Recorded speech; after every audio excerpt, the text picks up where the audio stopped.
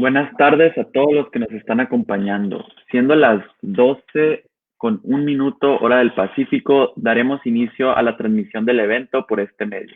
Estaremos a la espera de más compañeros para dar inicio a la conferencia del día de hoy. Esta es la primera llamada.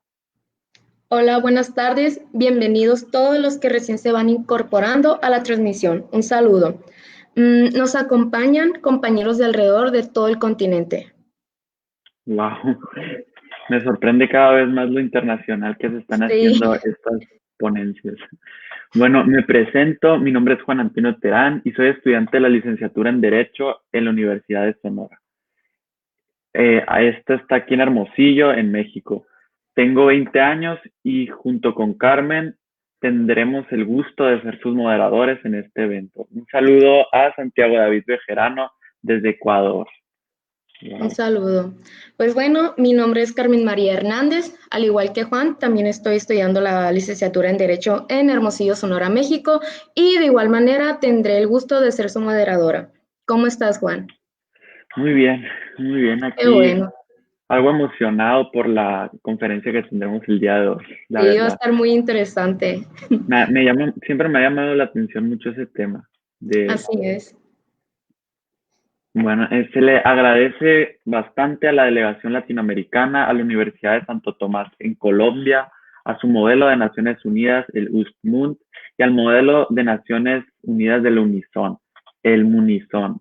También a la Universidad de Sonora, gracias a ellos estamos organizando estos eventos. Y gracias a ellos, repito, se pudo llevar a cabo todo lo que estamos haciendo. Así es, también les recordamos que la asistencia se tomará por medio de Google Forms.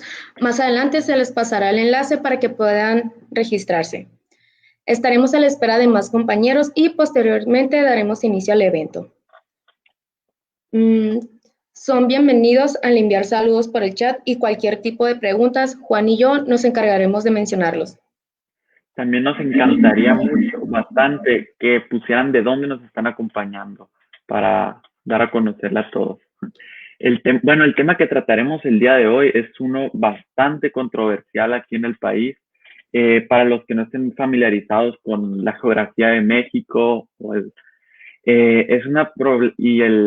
y este tema es una problemática suscitada en el estado de Chihuahua. Este se encuentra al norte del país, es el estado más grande y colinda con Estados Unidos en el estado de Texas y me parece que Nuevo México. Esta consiste en tratados del agua firmados bilateralmente entre México y Estados Unidos hace bastante tiempo. Son una serie de tratados. El problema actual es que muchos agricultores chihuahuenses de la zona están reclamando afecciones consistentes en la escasez del agua. Y la verdad ha habido muchas protestas. Los invitamos, si quieren ponerse un poquito en contexto, ahorita que estamos a la espera de iniciar con la transmisión, busquen noticias y para que se familiaricen mejor. Así es, Juan. Recientemente han habido muchas protestas en Chihuahua respecto a esto. Muchos agricultores indignados con el gobierno exigen una solución. Han sido escuchar las aportaciones y comentarios del doctor Nicolás respecto a este tema tan actual que como sociedad nos corresponde conocer. Sí, la verdad es que para mí opino que es fundamental conocer y tener la noción y la información de cómo cada uno de estos tratados afectan ya sea de manera positiva como negativa a nuestro país. Es nuestro deber como ciudadanos. Un saludo para Dailin Dayana desde Ecuador. Wow, nos están acompañando varias Un personas de allá de saludo. Ecuador. Ok, buenas tardes a los que se van incorporando. Estaremos a la espera de más compañeros y posteriormente daremos inicio al evento. Igual es la segunda llamada. Les informamos que la asistencia se hará por medio de Google Forms. Más adelante les haremos llegar el enlace para que procedan a registrarse. De igual manera, sean bienvenidos todos y todas los que se van integrando a esta transmisión. Les recordamos que pueden enviar sus saludos y dudas por el chat. Nos encantaría también conocer de dónde nos están acompañando. Lupita Mercado desde Puebla.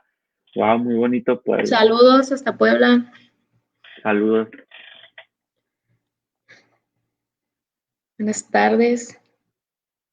La verdad, consideramos que la ponencia que tendremos a continuación tiene mucho que aportarles. Esperemos que disfruten de esta y le saquen el mayor provecho posible. En efecto, se siguen incorporando personas. Un saludo, les damos la bienvenida a todos. Buenas tardes, María Palomino. Te mandamos un saludo de aquí de Hermosillo, Sonora, desde México. Bueno, esta sería la tercera y última llamada, ya teniendo un número de participantes considerables y siendo las 12:07, hora del Pacífico, oficialmente daremos inicio al evento. Ok, se les recuerda que las preguntas se harán llegar al ponente una vez que concluyan su presentación. Los invitamos a hacerlas y ya que finalice. El tema que vamos a tratar hoy se relaciona con las ODS. El número 6, que consiste en el acceso universal al agua limpia. El número 7, sobre la energía asequible. Y el 11, en ciudades o comunidades sustentables. Wow. El ponente del día de hoy nos acompaña desde México, querido paisano.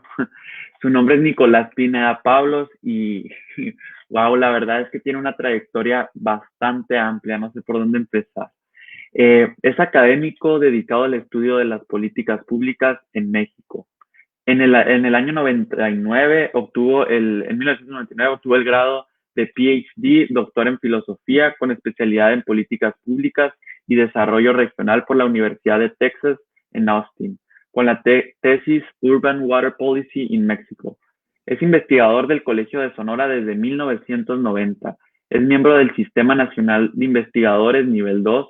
Sus líneas de investigación son las instituciones políticas públicas, la problemática del agua en las ciudades y la filosofía pública de la democracia. El doctor ha impartido los cursos de análisis de políticas públicas en diversas instituciones, ha sido autor, coautor y coordinador de varios libros. También ha publicado artículos académicos de divulgación en las revistas académicas nacionales e internacionales. Ha sido colaborador regular del periódico El Imparcial, un periódico regional de aquí de Hermosillo, Sonora. En el año académico 2018-2019 hizo una estancia sabática en la Universidad de Arizona, durante la cual estuvo dedicado al manejo de las aguas binacionales de México y Estados Unidos, que resultó en el artículo Professional Expertise in the Management of International Freshwater Commissions. The Case of the International Boundary and Water Commissions, United States and Mexico, publicado por el Journal Environmental Science and Policy. Ahí disculpen mi inglés. Una de las revistas académicas de mayor impacto en su área. Bueno, una trayectoria bastante impresionante, la verdad. Creo que es una de las personas más expertas y capacitadas en el mundo para el tema que trataremos el día de hoy. Sin más preámbulos, cedo la palabra al ponente. Adelante, doctor. Bienvenido. Bienvenido. Pues muchas gracias, Carmen y Juan. Realmente una introducción que digamos que me abruma un poco, pero les agradezco las atenciones. También le agradezco mucho a los modelos de Naciones Unidas de la Universidad de Santo Tomás en Colombia y de la Universidad de Sonora en México, ¿no? Muy honrado de participar en este ciclo de conferencias y pues muy honrado, espero que sea, no sé si sea una de las últimas o las últimas, pues de cerrar este ciclo, ¿no? Realmente, bueno, mi presentación, yo quisiera justificar un poquito de entrada. Si pueden poner la portada, por favor, la anterior. Realmente yo solamente me voy a referir a la crisis del agua entre Estados Unidos y México al final. Primero quisiera dar un panorama y así lo estoy titulando, cómo resuelven México y Estados Unidos sus asuntos y conflictos de aguas fronterizas. Entonces es realmente una pregunta la que estoy haciendo y les agradecería, para esto tengo que dar un contexto histórico, ¿no?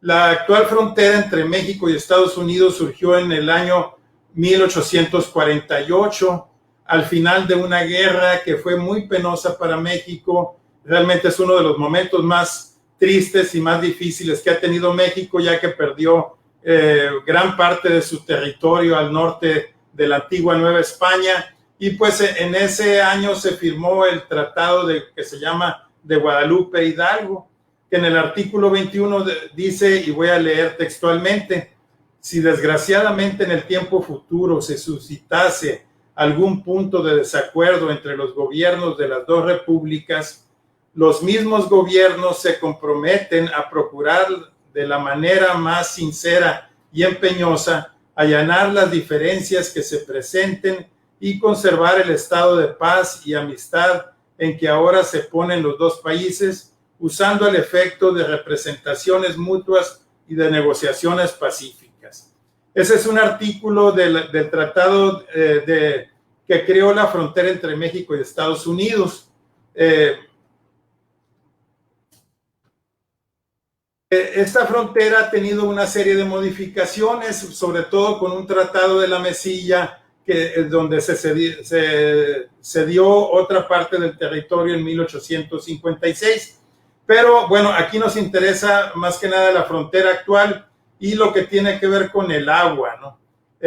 Aquí les doy entonces las características físicas de la frontera. Quiero señalarles que básicamente la frontera de México y Estados Unidos está marcada por dos grandes ríos. Uno es el río Colorado, que en un mapa aquí aparece en un círculo, que es uno de los más grandes ríos de Norteamérica. De hecho, es el tercero, que viene de norte a sur y cruza la frontera y crea la delta del río Colorado, que está allá dentro de México, y desemboca en el Golfo de California. Aquí marca un pedazo de la frontera, bueno, y es un río muy importante, ya que provee de agua sobre todo al estado de Baja California, que está en la península de Baja California.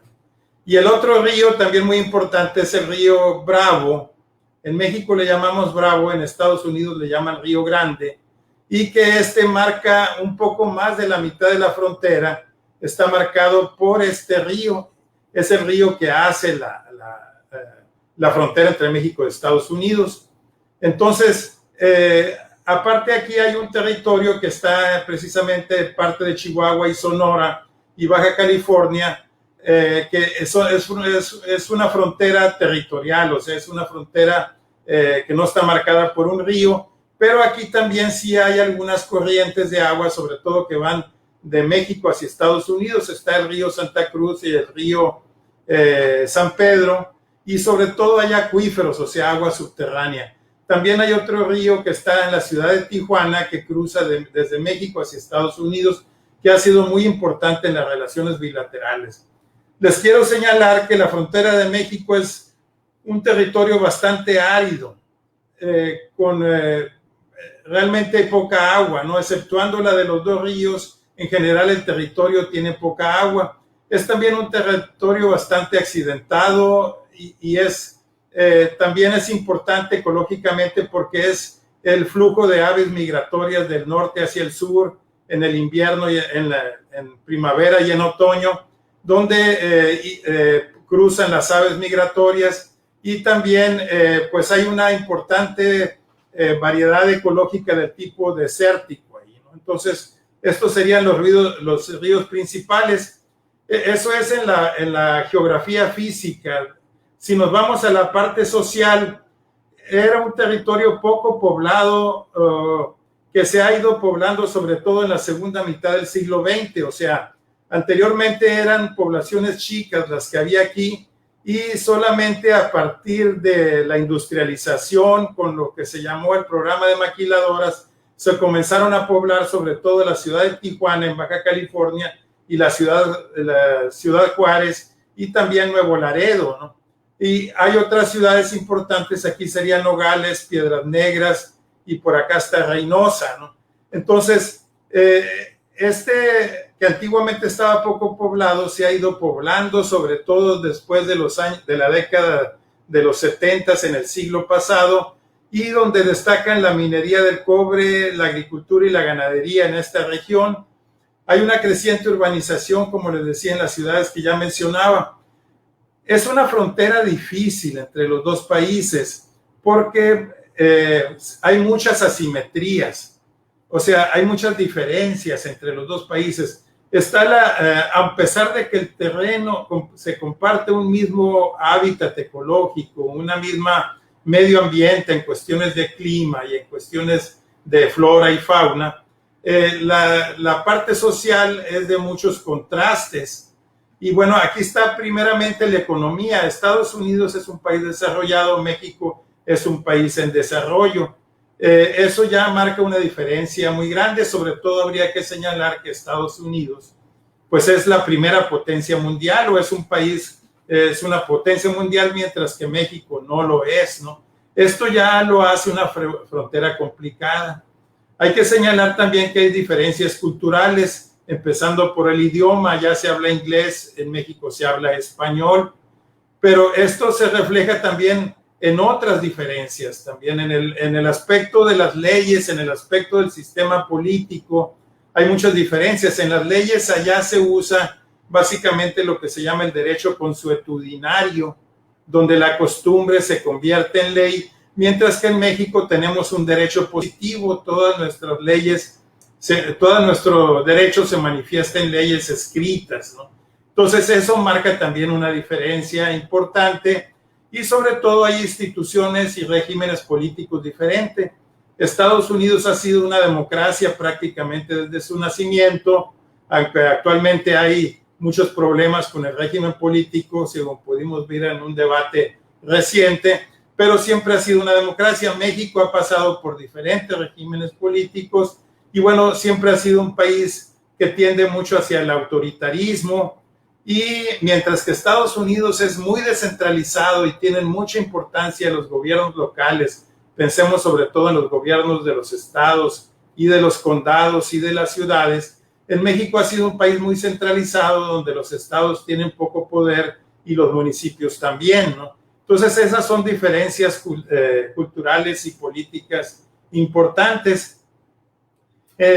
Por ello, pues desde el principio la frontera se trazó como resultado de una guerra que ganaron precisamente los Estados Unidos, y cuando invadieron prácticamente todo el territorio nacional. Y la relación se ha caracterizado por una estira y afloja, ¿no? De conflicto, periodos de conflicto y periodos de ajuste mutuo, ¿no? Y actualmente los problemas principales serían la migración, el narcotráfico, y podemos señalar la parte del agua, que vamos a tratar básicamente en esta presentación, ¿no? Entonces, esto básicamente podemos decir que hay dos tipos de relaciones internacionales. Si pudieran pasar a la siguiente, por favor. Bueno, gracias. Sí, podemos trazar que teóricamente existen dos maneras de llevarse a cabo de acuerdo a las teorías diplomáticas. Uno es lo que podemos llamar la hidrohegemonía, donde un país domina al otro y lo hace a través del conflicto, del uso de la fuerza, y donde sería la manera como se da principalmente en las relaciones de poder asimétricas, como es el caso. Y la otra corriente o la otra manera de relacionarse podemos llamarle la hidrosolidaridad, que esto se basa más bien en una estructura de cooperación.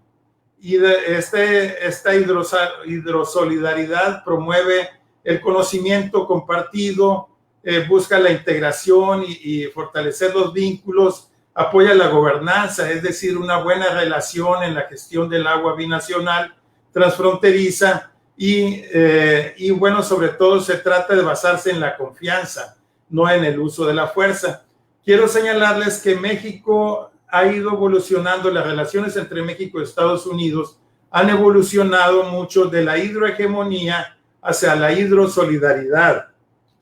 y desde entonces básicamente se ha ido cada vez mejorando la relación. Esta relación se ha hecho por medio de la negociación, el aprendizaje social, el desarrollo de instituciones binacionales o fronterizas y con el diálogo y la mitigación de los conflictos, ¿no? En una línea del tiempo, aquí vemos la serie de tratados que se han ido firmando relacionados con la frontera. Antes de 1889, pues quedó la frontera y estaba básicamente despoblada, pero empezaron a ver, se creó una comisión fronteriza para que midiera todos los terrenos, pusiera mojoneras y pusiera unos monumentos en diferentes lugares de la frontera y quedara bien marcada. Pero para finales del siglo XIX empezaba a haber muchos problemas con el río Bravo, en vista de que el río cambiaba año con año algunos cursos, algunas esquinas, algunos vados, y bueno, muchas veces incluso se comía terreno de un lado o de otro. Entonces se creó de manera definitiva una comisión de límites en el año 1989, ¿no? Y bueno, así se han ido sucediendo los diferentes tratados. Entonces, en el 89 se creó la Comisión Internacional de Límites, pero como muchos de los problemas de límites se relacionaban con el cauce de los ríos y con el uso del agua que se hacía de los dos lados de los ríos, o bien con el agua que traía el río Colorado, o bien con el agua o las aguas residuales del río Tijuana, en las ciudades de Tijuana y San Diego. En el año 44 se firmó el tratado que es el más importante actualmente, el tratado de la distribución de las aguas del río Colorado, del río Bravo y del río Tijuana. Así es el nombre completo. Y en este tratado se creó una Comisión Internacional de Límites y Aguas. Entonces, esta es la institución básica que es la encargada de dirimir los conflictos y tomar las decisiones que tienen que ver entre México y Estados Unidos en materia de los tres ríos que señalábamos. Después de esto, pues ha habido otros tratados en el 73 con una minuta sobre la calidad del agua del río Colorado, porque resultó que el agua del río Colorado estaba llegando ya, podemos decir que muy sucia, pero en realidad era demasiado salada porque era un agua que ya había pasado por mucha erosión. En 1983 se firma otro tratado que se llama Tratado de la Paz, porque se firmó en Baja California, ¿no? Entonces, estos han sido los principales tratados que se ha firmado. El del Tratado del 44, fue muy conveniente para México porque se firmó durante la Segunda Guerra Mundial. Ustedes han de saber que la Segunda Guerra Mundial terminó hasta el 1945. El tratado se firmó en 1944 y a Estados Unidos le interesaba mucho que México fuera un aliado confiable. Entonces fue cuando se firmó este tratado y en realidad fue un tratado bastante favorable a México y bastante equitativo, que trató de darle confianza a México en la distribución de las aguas. Y bueno, este tratado pues ya cumplió 75 años el año pasado y las reglas que ahí fijaron para distribuir el agua del río Colorado, del río Tijuana y del río Bravo, pues han sido las que han regido y hasta ahorita han sido muy útiles para resolver los conflictos que no han faltado y para pues llevar una buena relación, ¿no? Entonces es cuando se crea la Comisión de Límites y Aguas entre México y Estados Unidos, ¿no? Este tratado es un tratado muy hábil porque crea un mecanismo que no es fijo, no son reglas fijas, sino que hay un diálogo constante y hay una negociación frecuente y al mismo tiempo a través de la comisión que se estableció, los dos países conjuntamente recaban datos. Ellos tienen que estar de acuerdo en la base de datos en la cual se rigen de cuánta agua hay en el río Bravo, cuánta agua hay en el río Tijuana, cuánta agua hay en el río Colorado. Comparten los datos, no porque no llega un país con unos datos y otros con otros. Conjuntamente recaban los mismos datos de manera que ellos no tengan discrepancias en los datos. Entonces tienen un equipo técnico muy importante de ingenieros. Y el otro elemento que se crea es unas juntas o reuniones periódicas que tienen para tomar decisiones. En esas juntas o sesiones se firman lo que se llaman unas minutas. Estas minutas pueden modificar el tratado, pero sobre todo resuelven temas conflictivos. Y de esto ha habido muchos casos de minutas que han sido importantes, ¿no? Y estas minutas le dan flexibilidad al tratado, ¿no? La comisión se llama SILA en México, es Comisión Internacional de Límites y Aguas, y se llama International Border and Water Commission en inglés, IBWC o SILA en español, ¿no? Esta sería la comisión y es la institución clave a través de la cual se resuelven los conflictos, y como les decía, ellos recaban los mismos datos. La comisión está dividida en dos secciones, una por cada país, una sección México y una sección Estados Unidos. La sección de México depende de la Secretaría de Relaciones Exteriores y la de Estados Unidos depende del State Department, del Departamento de Estado de los Estados Unidos. Y pues entre ellos básicamente es la primera instancia por donde se atienden los conflictos, ¿no? Algunos aspectos importantes. Inicialmente,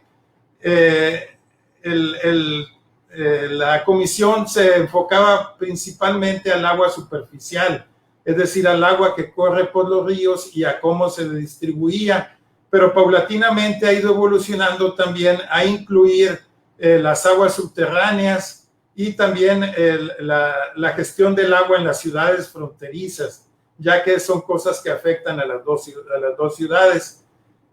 Algunos de los problemas que tienen es a veces el control de datos. Se le criticaba antes que se manejaba con mucha secrecía o de que no había transparencia. A veces sí ha habido desacuerdos y discordias en algunas ocasiones. Inicialmente también había poca protección al medio ambiente fronterizo y también que muchas veces no atendían las reclamos o las protestas de las gentes de los dos lados de la frontera, ¿no? O de que no tenía capacidad para resolver los conflictos. Sería algunas de las críticas que se le hacían inicialmente. Todo esto se ha ido resolviendo a través de sesiones, a través del diálogo y a través de minutas. Aquí en estos dos cuadros les presento algo que a mí me parece muy significativo, sobre todo desde el punto de vista de la institución y de la administración pública. Aquí están los comisionados mexicanos y su periodo de cuándo a cuándo ellos han durado. Aquí les quiero señalar sobre todo que un comisionado duró 31 años y otro comisionado de México duró 18 años y un tercero duró 10 años.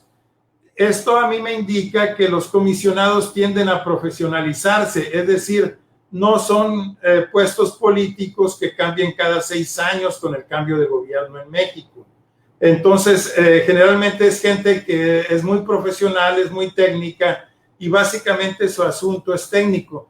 Fuera de estos, los demás han sido como de transición.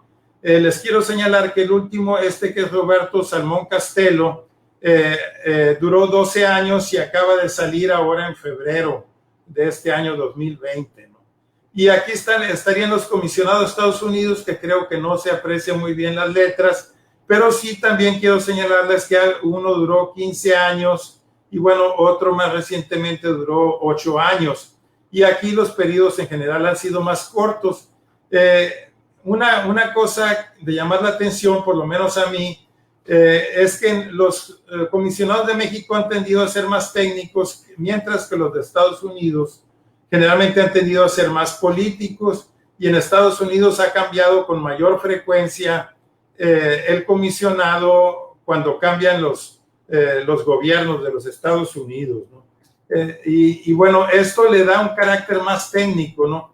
El comisionado es una persona muy importante que tiene el carácter de diplomático y tiene inmunidad diplomática y puede cruzar la frontera libremente. Junto con él tiene otros 2 técnicos, que es el secretario y un ingeniero técnico, que son los 3 principales responsables de las comisiones.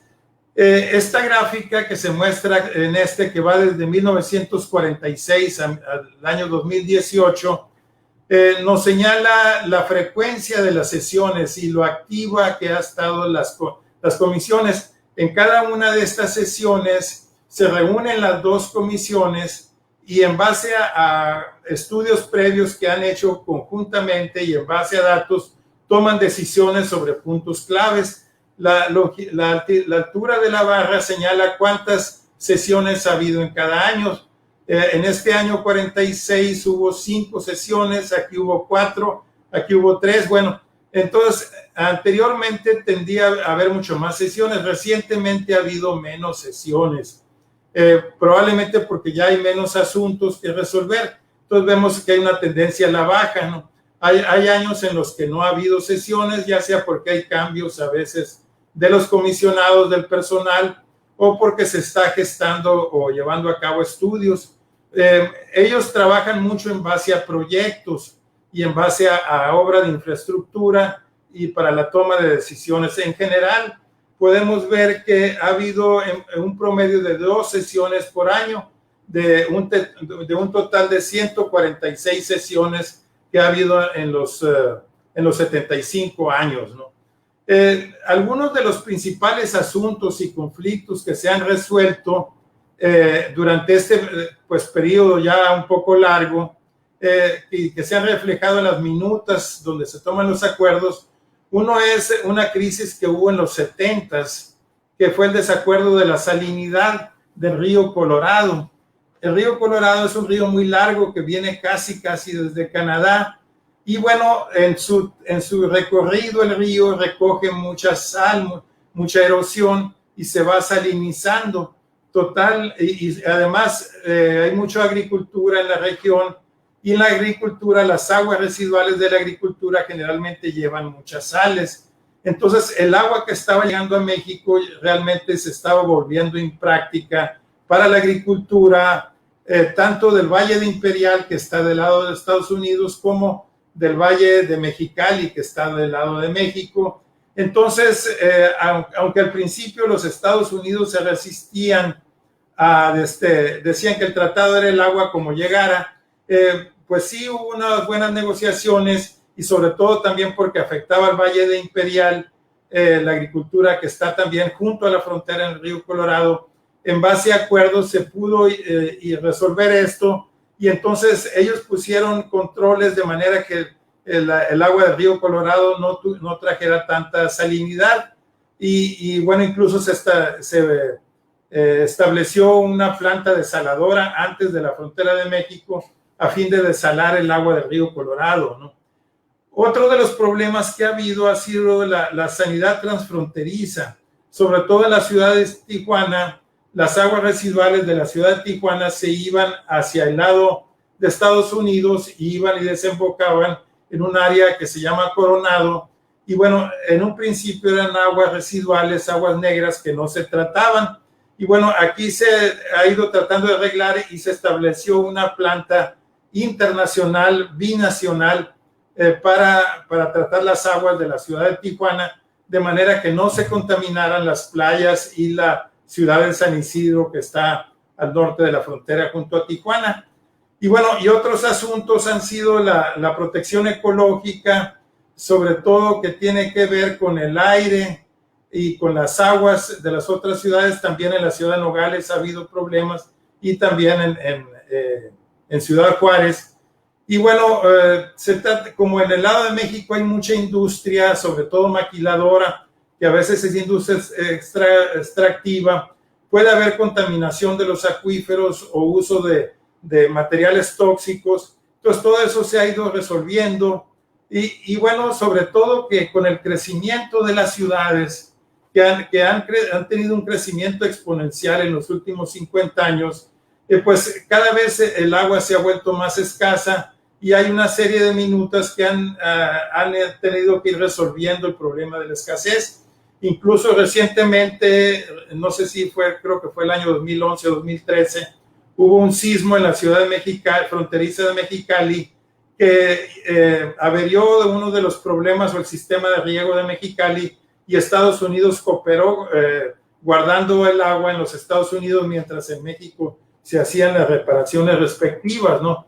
Entonces, pues ha habido conflictos y todos se han ido resolviendo. Otro conflicto que está también en el crecimiento y la escasez de agua es de un canal que hicieron los Estados Unidos que se llama el Canal Todoamericano, que antes no estaba recubierto de cemento, pero decidieron recubrirlo y eso le privó al lado mexicano de un agua del agua que se infiltraba al acuífero y que antes servía para irrigar terrenos en México, ¿no? Un avance importante se dio en el año 1983 con el Acuerdo de la Paz. Les decía que se llama de La Paz porque se firmó en La Paz, Baja California, en la ciudad de La Paz. Se firmó entre el presidente Reagan y el presidente Miguel de la Madrid en ese año. Este acuerdo tiene la característica de que amplió mucho las funciones de la comisión. Como veíamos anteriormente, la evolución de las relaciones fronterizas en un principio tenían que ver solamente con la línea fronteriza y eran de límites. En el 44 se amplió para también atender los asuntos de agua. Y este acuerdo del 83 se amplió en un área muy importante para incluir el medio ambiente fronterizo. Y las comisiones de ambos lados tienen que vigilar los problemas ambientales de 20 kilómetros hacia adentro de México y 20 kilómetros hacia adentro de Estados Unidos, e incluso un poco más a veces. Y aquí vemos cómo se redefine la frontera y toda esa área que se ve en azul en el mapa es un área que tiene que estarse monitoreando de los problemas fronterizos, y entonces amplió las facultades y el poder de la SILA o de las comisiones fronterizas, ¿no? Y introdujo una cosa que se llama la multigobernanza, en el sentido de que se va a atender tanto problemas de diferentes sectores y de diferentes niveles de gobierno, ¿no? Entonces ahí en la multigobernanza ahora entran más también las ciudades, los municipios, los condados de ambos lados de la frontera y no solamente los gobiernos nacionales. Otro cambio cualitativo importante se dio en 1994, cuando firmaron México y Estados Unidos un tratado que es el Tratado de Libre Comercio, TLC, o NAFTA, que se conoce por sus siglas en inglés.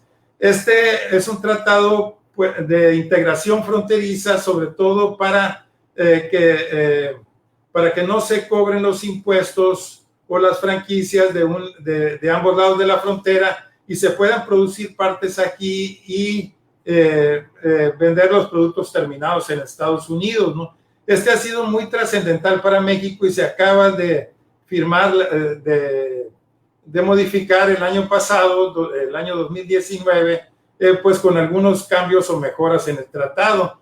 Y este es importante sobre todo porque consolida y crea nuevas instituciones fronterizas. Este tratado creó una comisión trinacional de Canadá, Estados Unidos y México que se llama la Comisión para la Cooperación Ambiental, que ya no nomás trata los asuntos de la frontera, sino que trata los asuntos ambientales de los tres países. Aquí entraron, por darles un ejemplo, el logo de esta comisión es una mariposa, y es la mariposa monarca, que emigra desde Canadá hasta Michoacán, México, y de Michoacán, México a Canadá cada año. Entonces, así como las corrientes de aves migratorias y otros problemas ambientales que hay entre los países, eran atendidos o son atendidos por esta comisión. También se crearon otras dos comisiones muy importantes, la Comisión Fronteriza, que se llama BEC, de la Comisión Ambiental Fronteriza, y un banco para desarrollar la infraestructura en la frontera, que es básicamente responsable de crear plantas de tratamiento de aguas residuales y también impulsar los sistemas de agua potable de las ciudades. Entonces, cada vez hay más instituciones fronterizas y una mayor integración, cooperación y solidaridad entre los países, ¿no? Y así se ha ido avanzando y esa es la situación. Bueno, actualmente, ¿cuáles son los asuntos críticos? Tenemos, hay todavía a veces conflictos en las corrientes de agua fronteriza, tanto en el río Colorado como lo que se da en el río Bravo, sobre todo en el área de Ciudad Juárez, donde hay un distrito de riego también. Hay una restauración del río Colorado, sobre todo por la erosión que va teniendo el río Colorado, que cada vez trae más asientos. Y bueno, hay un gran problema en la delta del río Colorado, ¿no? La delta del río Colorado puede considerarse un área de desastre ecológico, pudiéramos decir. Entre uno de los elementos que se pueden mencionar relacionados con eso, no atribuible del todo, pero sí muy relacionado con la delta del río Colorado, es la extinción de la vaquita marina, ¿no? Que se supone el año pasado quedaban 30 ejemplares o una cosa así. Bueno, esta área, ¿por qué se ha ido secando la delta del río Colorado, que antes era una delta que incluso era navegable? Como el río Colorado cada vez se le hicieron más presas, sobre todo la presa Hoover, que está a la altura de Las Vegas, en Nevada, cada vez el agua se detiene y se aprovecha más. Entonces el río cada vez trae menos agua y cada vez el agua se ha ido desviando y aprovechando, porque surte incluso a ciudades, no nomás Las Vegas, Phoenix y Tucson, sino también a Los Ángeles, a San Diego y también a Mexicali, a Tecate, a Tijuana e incluso las playas de Tijuana, ¿no? Entonces, todo eso ha hecho que se seque la delta del río Colorado y pues todo esto requiere una restauración, ¿no? Y aquí también está el problema del abasto para las ciudades y las aguas subterráneas, ¿no? En general, todos estos asuntos que son retos actuales se van resolviendo en base de hacer compatibles los datos. Aunque el tratado original del 44 ni los posteriores no abordan el asunto de las aguas que están subterráneas, sobre todo en Sonora y Arizona, sí se creó un programa para el tratado de las aguas de las aguas subterráneas, y bueno, hay una coordinación para esto, así como para otras corrientes menores que hay. Sobre todo también se ha avanzado mucho en la infraestructura, en la renovación de la infraestructura de las plantas de tratamiento de aguas subterráneas, ¿no? Y el programa que se creó para aguas subterráneas es el programa transfronterizo de evaluación de acuíferos, o el Transboundary Aquifer Assessment Plan sería. Y este se creó en el 2006 y es parte también de la cooperación que se va dando, ¿no? Aquí me referiría yo, bueno, todavía tienen mucho trabajo que hacer. La última innovación que podemos señalar en el desarrollo institucional político de las relaciones entre los dos países tiene que ver con que en años recientes se ha buscado que no sean asuntos nada más de los gobiernos, sino que participe la gente de las ciudades fronterizas, y se han creado foros de participación ciudadana para resolver los problemas comunes de las ciudades, sobre todo Tijuana, San Diego, Mexicali, Calexico, Nogales, Sonora, Nogales, Arizona, Ciudad Juárez, con El Paso, Texas, y Nuevo Laredo con Laredo, y así sucesivamente. Se han estado creando foros donde la gente ya participa en la resolución de las...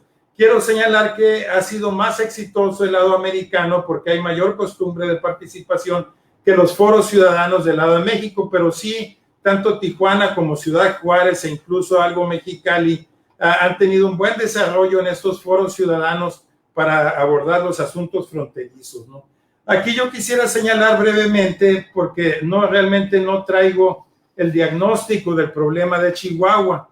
el problema de Chihuahua todavía no es un asunto ni es un conflicto binacional. Yo quiero señalar, es un conflicto fuerte, es un conflicto grave, pero todavía es un conflicto dentro de México.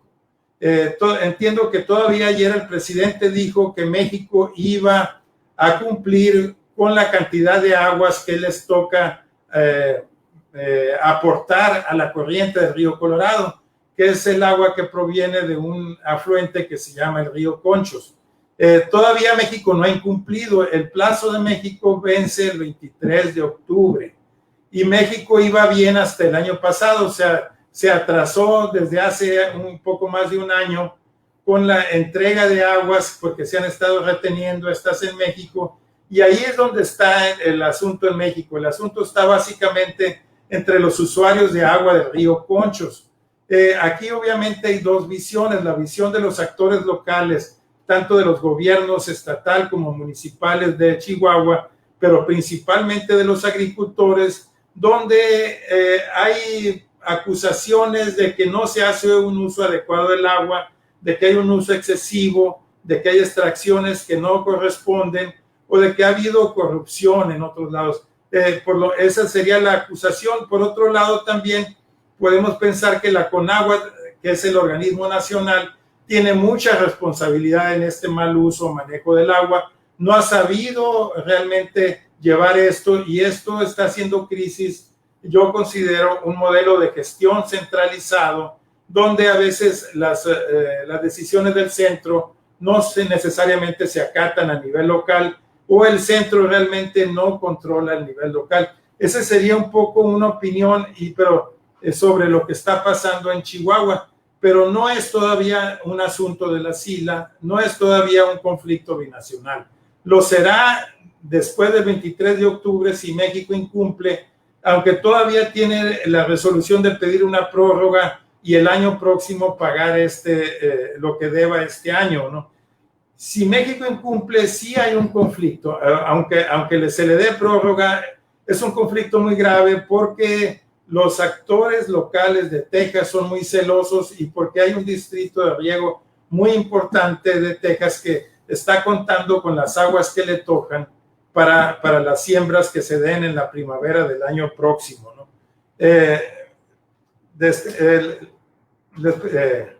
Bueno, ese sería un poco el panorama general de la situación actual, sobre todo con el problema que se ha dado en Chihuahua, ¿no? Y bueno, esto tiene que ver, aquí esta lámina, con la participación ciudadana que se ha dado. Y bueno, quiero señalarles también un aspecto que me parece muy importante. La relación hídrica, o sea, la relación que tiene que ver con el agua entre México y Estados Unidos ha sido una relación exitosa. Es un caso de éxito, ha sido una buena relación. Esta relación contrasta con las relaciones que se dan en otro tipo de asuntos, sobre todo con la migración y con el crimen organizado o con las drogas o el narcotráfico, ¿no? Mientras que en la migración no hay diálogo, no hay decisiones conjuntas, no hay coordinación de datos, sino que cada país actúa por separado. Lo mismo sucede en el crimen organizado.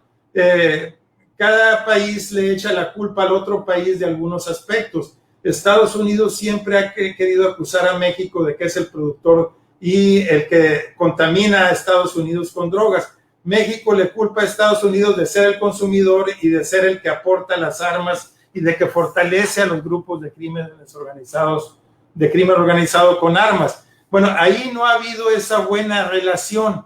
Y en cambio en el agua, gracias a la SILA, a las comisiones internacionales de límites y aguas y a este esquema de negociación permanente, considero yo que ha sido un buen esquema, ha habido una buena experiencia, ¿no? Yo concluiría, bueno, la última lámina, la perspectiva hacia futuro, bueno, lo que se espera. Me voy a brincar aquí un poco para no no prolongar demasiado, aquí hay diferentes análisis o críticas que se han hecho a la Comisión Internacional de Límites y Aguas, y bueno, nos pasamos a la perspectiva hacia el futuro. Es la siguiente lámina. ¿Qué se ve? Yo creo que lo que se ha visto sería una tendencia de lo que se ha pasado hacia adelante, ¿no? Cada vez se ha visto que ha habido un aprendizaje social, que la cooperación y la negociación y la sesión permanente han sido exitosas, ¿no? Entonces, el Tratado del 44 ha amortiguado mucho los conflictos y bueno, y ha hecho más viable las negociaciones políticas, ¿no? Entonces, ha habido muchos problemas con cuestión de agua superficial y de saneamiento, con las aguas salinas del río Colorado, con el canal Todoamericano y con las aguas subterráneas, pero todo esto se ha ido a base sobre todo con una base de datos científica, de apoyo técnico, de apoyo de ingeniería, se ha ido a avanzar, ¿no? Entonces, las tensiones políticas probablemente se sigan dando entre México y Estados Unidos, pero creo yo que este mecanismo es un mecanismo exitoso y considero que la región está lista para desarrollar alternativas más sustentables, por ejemplo, en cuestiones de energía solar o proyectos conjuntos de desalinización. Aquí en la región donde estamos hay un proyecto conjunto de establecer una planta desaladora de agua de mar en Puerto Peñasco que surta tanto a poblaciones de México como a poblaciones de Estados Unidos. Es un proyecto, por ejemplo, a futuro. Entonces, la perspectiva es mayor cooperación, mayor integración en estos aspectos. Y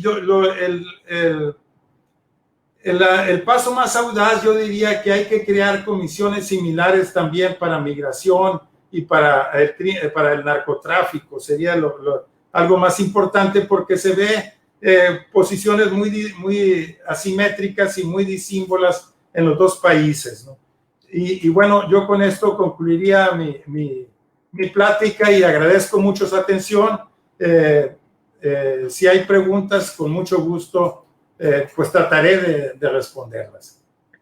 Muchas gracias. Excelente presentación, doctor. La verdad lo felicitamos a nombre de Carmen también. La verdad tenemos bastantes preguntas. Se ve que este tema resultó bastante interesante para muchos de los compañeros. Entonces vamos a proceder, si le parece, a responder las preguntas del público. Grandioso, señor, le están comentando. Le están comentando, grandioso. Bueno, comenzamos con la primera pregunta. Lupita Mercado pregunta que si es cierto que ya no es mexicano el río Bravo. ¿Contesto? Sí, adelante. Bueno, no sé qué antecedentes tenga esta pregunta o con qué sustento se haga la pregunta. El río mexicano, el río Bravo, es mitad mexicano, mitad estadounidense, ¿no? El tratado establece que la frontera va exactamente a la mitad de la corriente. O sea, el río tiene una corriente digamos, todo río tiene un cauce que puede ser de más o menos metros o de más o más anchura. De acuerdo al tratado del 1848, la frontera es exactamente a la mitad del cauce. Vamos a suponer que el río, si tiene 10 metros de cauce de agua, la frontera va exactamente a la mitad, ¿no?, de esos 10 metros. O sea, 5 metros de la corriente de agua serían de México y 5 metros del cauce serían de Estados Unidos, ¿no? Eso es parte de por qué hubo muchos problemas al principio, porque el cauce cambiaba año con año. Y si había un año de muchas lluvias, a veces había muchos cambios. Y ustedes saben, los ríos tienen estas curvas y a veces se las comen o a veces las hacen más largas, a veces las recortan. Entonces, por eso desde el principio una comisión de límites que tenía siempre que estar discutiendo cuál había sido la línea original desde el 48. Y entonces muchas veces era hasta muy difícil, y por eso la comisión de límites se volvió muy importante y era muy técnica. Tenían que usar mediciones geodésicas, mediciones astronómicas para ver por dónde era exactamente la mitad del cauce del río y cómo daba vueltas, ¿no? Cómo eso, sobre todo en el río. Pero el río Bravo sigue siendo mitad de México y mitad de Estados Unidos en su cauce, ¿no? No sé si tenga algún otro elemento, pero México no lo ha cedido a Estados Unidos y entiendo que Estados Unidos no controla todo el río Bravo. E incluso en el tratado de 1944, que es el tratado que rige la distribución de las aguas, dice que la corriente del río Bravo, a pesar de que la frontera es exactamente la mitad de la corriente, 1/3 pertenece a Estados Unidos y 2/3 del agua pertenecen a México, en base a lo que México aporta con su afluente, con los afluentes que llegan de México, ¿no? Entonces, en cuestión de agua, pues, si bien en geografía, en espacio, es la mitad México y mitad Estados Unidos, en cuestión de agua, 2/3 es de México y 1/3 de Estados Unidos. Ok, muchas gracias, doctor. Tenemos bastantes comentarios positivos sobre su presentación. La siguiente pregunta es de Graciela Fernández. ¿Qué sucede con los contaminantes al elemento vital? Los contaminantes del agua, bueno, el principal contaminante, esta es toda la historia de la sigla, ¿no? Dijéramos, ¿cuáles son los contaminantes? En el río Bravo, el principal contaminante ha sido la erosión del río Bravo y que cada vez llegaba un agua más sucia. Y la principal suciedad del río Bravo era la salinidad. Y bueno, y fue conflicto, sobre todo en los años 60, donde Estados Unidos se resistía a limpiar el agua del río Colorado. Y bueno, se logró en un acuerdo creo que el 73, por ahí está señalado, donde se acordó favorable a México que Estados Unidos tenía que limpiar la salinidad del río Colorado, ¿no? Esa es digamos, un contaminante, aunque es un contaminante producido mucho por la agricultura y por la misma geografía, es un contaminante natural. Ahora, después de los años 70, de 1970 para acá, ha habido dos tipos de preocupaciones de contaminantes. La primera preocupación es que con el crecimiento de las ciudades, las ciudades mexicanas sobre todo crecieron más que las de Estados Unidos, y las ciudades mexicanas casi siempre, varias ciudades mexicanas estaban río arriba, o mejor dicho, aguas arriba de las ciudades de Estados Unidos. Pensemos sobre todo Tijuana y la ciudad de Nogales, que cuando crearon un sistema de aguas residuales, o sea, todas las aguas negras de la ciudad, necesariamente las aguas se iban hacia el lado americano, ¿no? Si las soltaban en alguna corriente, las aguas iban y contaminaban Estados Unidos. Estos asuntos se han resuelto con infraestructura, con la creación de lo que se llaman plantas binacionales o internacionales de tratamiento de aguas residuales, que existen tanto en Tijuana, una muy grande, la planta binacional, que limpia las aguas residuales o negras que llegan de México, de manera que no contaminen las playas de la Bahía de Coronado, en San Isidro, en San Diego.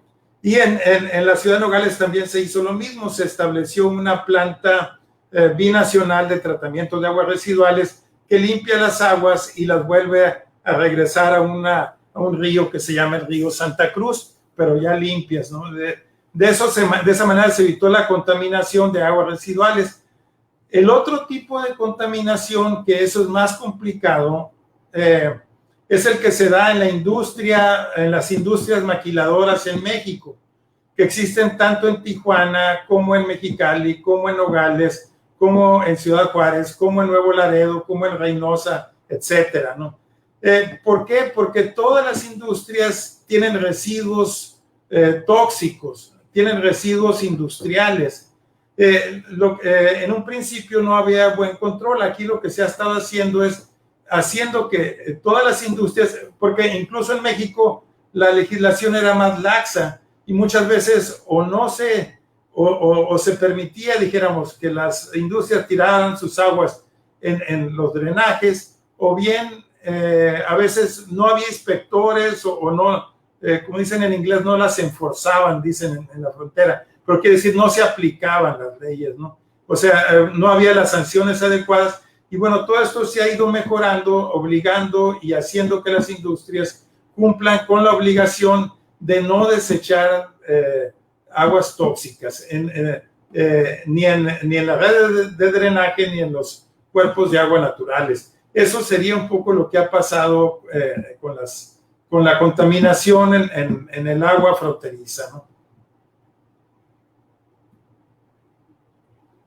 Gracias. Continuaremos con otra pregunta de Sara Fernández. ¿Existe o en dado caso se podría crear una ley que avale a ambos países en cuanto a esta problemática o se deben de encargar de ellos los países por su cuenta?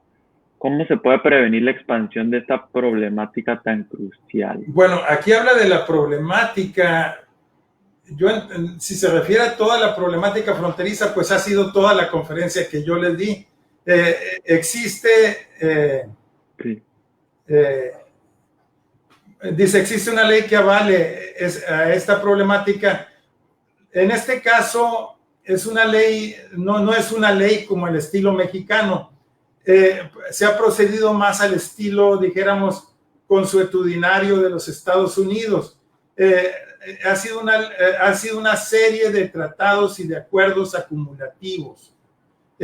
Todo esto es acumulativo y siempre se puede negociar si la regla que se puso en la minuta 130 es aplicable ahora o no. Y entonces todo esto ha sido a base de constante negociación, constante diálogo y constante intercambio de datos. Y bueno, y creo que eso es el elemento de éxito. No es una ley.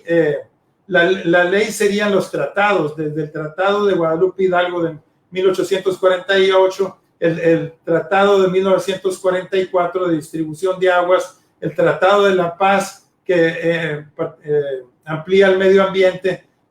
Todo, como vemos, es una cuestión acumulativa que para los que sean estudiantes de Derecho, como aquí está Juan, pues es más como tipo consuetudinario. Se van creando leyes y se van estableciendo y se van aplicando y se van ajustando en base a constante negociación y trato, ¿no? Ahora, la pregunta tenía otros elementos, pero pues yo creo que es la institución la que siempre ha ido resolviendo. En este caso, dice, si se puede prevenir la expansión de la problemática. Yo creo que no todos los problemas se han resuelto con esta... yo creo que la SILA, las Comisiones Internacionales de Límites y Agua, ha sido muy exitosa en resolver los problemas, los pequeños y los medianos. Cuando hay un problema muy grande, se va el problema a nivel de gobierno. En el caso de Estados Unidos se va al Departamento de Estado y en el caso de México se va a Relaciones Exteriores. Ha habido por lo menos 3 casos que se ha tenido que ir para allá. Uno es el de la salinidad.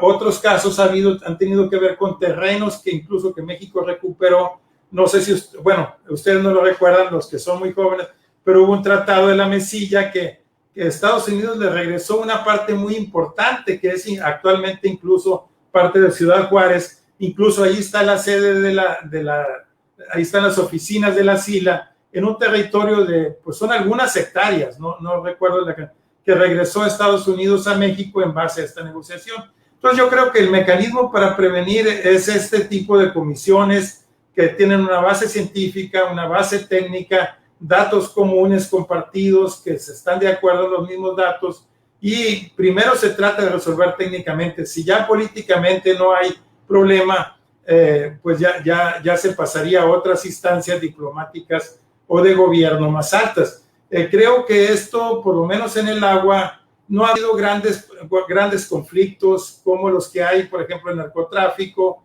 o en migración, donde pues ahora Trump amenaza con elevar los aranceles y México no detiene a los centroamericanos, etcétera, ¿no? Donde yo creo que ahí la cosa está es más explosiva y donde sí se puede a veces expandir, y donde sí Estados Unidos recurre más al uso no exactamente de la fuerza militar, pero sí de mecanismos de fuerza, como es las amenazas de subir los aranceles y de tronar la economía de México con eso, pues esos son mecanismos de fuerza, ¿no? Entonces, el agua es un ejemplo, o las silas, es un ejemplo de exitoso de una buena relación.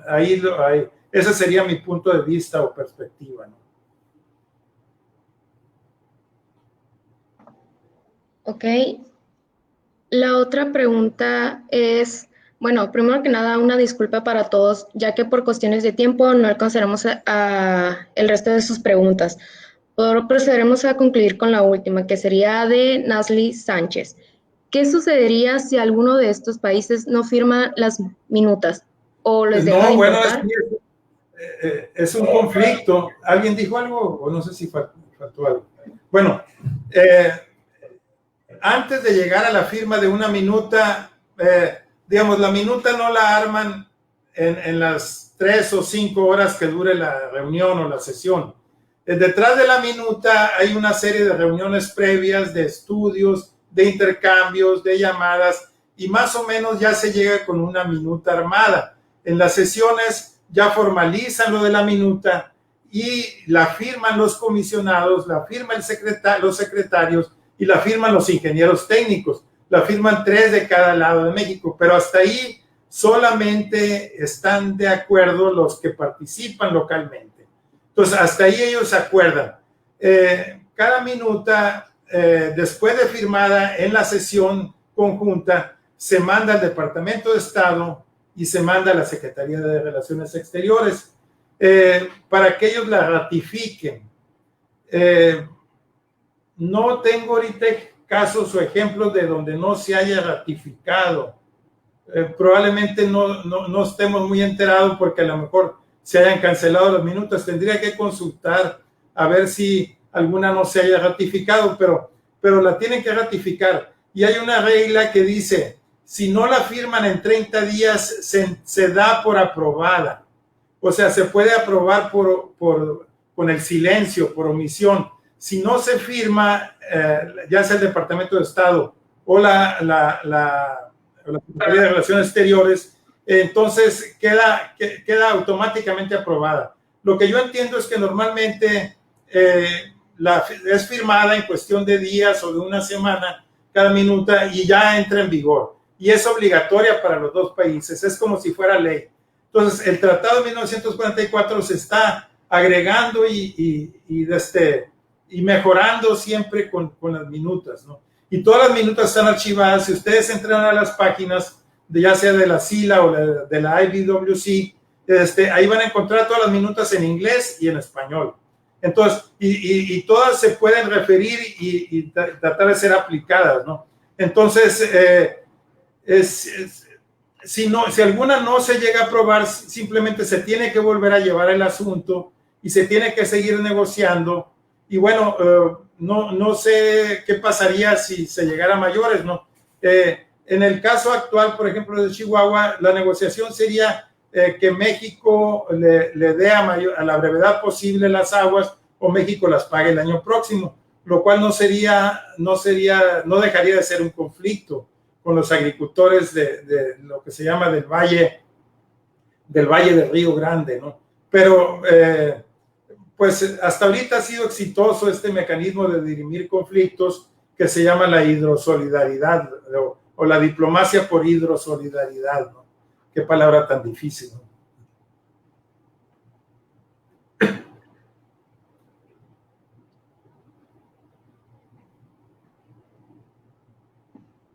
Ok.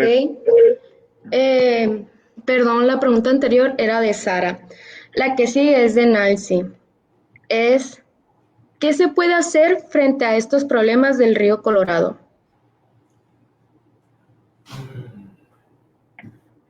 Bueno, lo que se puede hacer es lo que se está haciendo. Bueno, el río Colorado tiene muchos problemas en su última parte, o sea, en la parte de México. Y es un problema que yo diría es de nuestro modelo de desarrollo. Es un problema que ya se ha estado tomando mucha conciencia de él. O sea, como les decía, la delta del río Colorado es un área de desastre. Y bueno, que ha afectado incluso a lo que se llama el Alto Golfo de California o el Alto Golfo. México lo que hizo ahí fue crear una reserva de la biosfera, o bueno, la creó tanto a nivel de tierra firme, que es en Puerto Peñasco y el Pinacate, la reserva ahí, pero también hay una reserva del Alto Golfo donde no se permite determinados tipos de pesca y donde hay un área de reserva donde no se debe de haber pesca intensiva. Y ahí ha habido mucho problema, pero lo que se ha hecho es crear esa reserva y bueno, y tratar de poner mayores controles para la pesca. Ahora, ¿cuál es en la parte de la delta del río Colorado, donde antes llegaba mucha agua y ahora no llega, ¿no? Se han estado creando reservas, incluso muchos americanos han comprado derechos de agua a fin de que no se seque tanto la delta del río Colorado y de que llegue agua al río Colorado, ¿no? Y bueno, creo que ahí el problema es básicamente ambiental. Y hay mucha bibliografía, hay muchos estudios sobre esto. Y bueno, ha habido una serie de proyectos chicos y medianos de rescate, pero el problema persiste a nivel general, a nivel amplio. La resolución completa sería regresar a la naturaleza y que no hubiera presas en el río Colorado y volver a restablecer el río Colorado, pero la presa Hoover, que está cerca de Las Vegas, está en el río Colorado, es la que retiene más agua y retiene muchísima agua, ¿no? Pero también hay uno que se llama el lago Mead y otro, no recuerdo todos los nombres, pues esas presas son las que le dan agua a Los Ángeles, le dan agua a Phoenix, etcétera. No sé, ahí hay que poner en la balanza. Obviamente la ciudad de Los Ángeles, ni la ciudad de San Diego, ni la ciudad de Phoenix van a privarse del agua que les da el río Colorado, ¿no? Y bueno, ese es el problema un poco de nuestros modelos de desarrollo. No sé a futuro si se piense que haya o esas presas vayan a dejar de ser útiles y se eliminen o qué vaya a pasar, ¿no? Pero ahí hay un desastre ecológico en la delta del río Colorado que, bueno, a lo mejor se pueden tener atenuantes, pero no hay una solución completa actualmente, ¿no? Y bueno, esa es un poco de la situación actual, ¿no? Ok, muchas gracias. Una última pregunta de Graciela Fernández, que si no hay forma de encontrar aguas dulces en México, puesto que hay muchas probabilidades por el suelo, no se presenta, ahí está, ya la publicaron. Que si no hay forma de encontrar, bueno, no entiendo mucho el sentido de la pregunta. En México, puesto que hay muchas probabilidades por el suelo que presenta. Bueno, el río Bravo, el río Colorado son agua dulce. Cuando hablo de salinidad, no es una salinidad que se parezca a la del mar, ni de cerca, ¿no?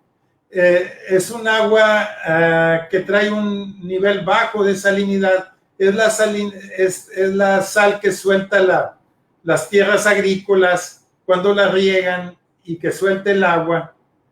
Y entonces ahí se trae las sales de los suelos, ¿no? Pero es una salinidad baja. Yo no estoy seguro si podamos decir que ya no es agua dulce. No es agua de mar salada, que el agua, bueno, tiene X número de partes por millón de agua salada. No sé cuántos gramos por litro. Bueno, esta es una salinidad muy baja. Para fines generales sigue siendo agua dulce o agua de río, ¿no? Podemos decir que el agua que llega al Valle de Mexicali en Tijuana llegaba con mucha sal, sí afecta a los cultivos. Y bueno, y de alguna manera mucha de esa agua se filtraba al subsuelo y del subsuelo ya la sacan como agua dulce, ¿no? que era un poco el agua que se llama del canal todo americano, que era un agua que se infiltraba y en el valle agrícola de Mexicali la extraían para los pozos para regar, y era un agua pero si nos vamos al problema de la salinidad en el valle de Mexicali y Valle Imperial, no hay la principal fuente de agua es el río Colorado, que viene de muy arriba, ¿no? Y viene con sales, o sea, un agua que no es muy buena para la agricultura, pero dijéramos tampoco es buena para tomar, se tiene que tratar, pero no llega a ser agua salada como la del mar, ¿no? Y en Mexicali pues no hay suficiente agua dulce para la cantidad de siembra que hay en Mexicali, ¿no? O sea, sería ahí donde se daría, y de hecho esa agua salina que llega del Colorado la tratan y es la que surte de agua para consumo humano, para el aseo personal de las casas en Mexicali, en las poblaciones de Mexicali, Tecate y Tijuana, ¿no? Que es el agua que la gente obtiene en las llaves, ¿no? Y también podemos decir incluso que en la ciudad de Tucson o la ciudad de San Diego también tratan su agua ellos antes de que llegue al consumo humano en las ciudades. En la ciudad de Tucson trataron una vez en 1994 de meter agua directa del río Colorado a la ciudad y hubo muchos problemas porque el agua les salía muy sucia y tuvieron que poner un mecanismo de tratamiento de las aguas para poderlas limpiar, porque pues es también la principal fuente de agua para la ciudad en Tucson, Arizona, ¿no? Bueno, no sé si eso responda. No hay suficiente agua dulce para prescindir del agua del río Colorado.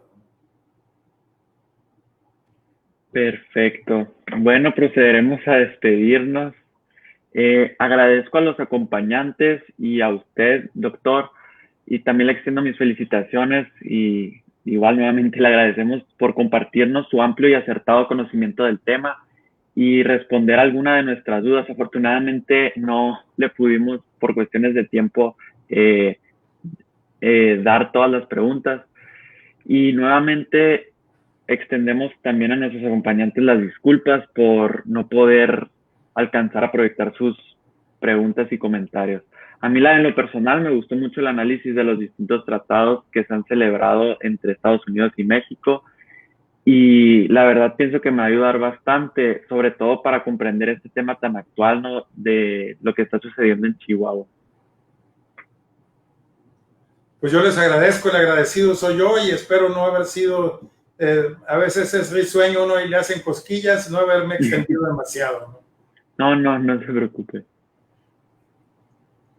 Nuevamente agradecemos el gran apoyo de la Universidad Santo Tomás en Colombia, a su modelo de Naciones Unidas UTSMUN y a su vez a la Universidad de Sonora y modelo de Naciones Unidas de la Unison, a los organizadores y a ustedes, espectadores, por acompañarnos en este evento. Muchas gracias. Los invitamos a seguirnos en nuestras redes sociales como Delegación Latinoamericana, la del USMUT y la del Munizón Oficial. Ya enviamos el link de asistencia para que procedan a registrarse. De igual manera, al ponente le haremos llegar su constancia de participación. Bueno, aquí concluye el evento. Muchísimas gracias nuevamente. Esperamos pronto tenerlos en otra conferencia.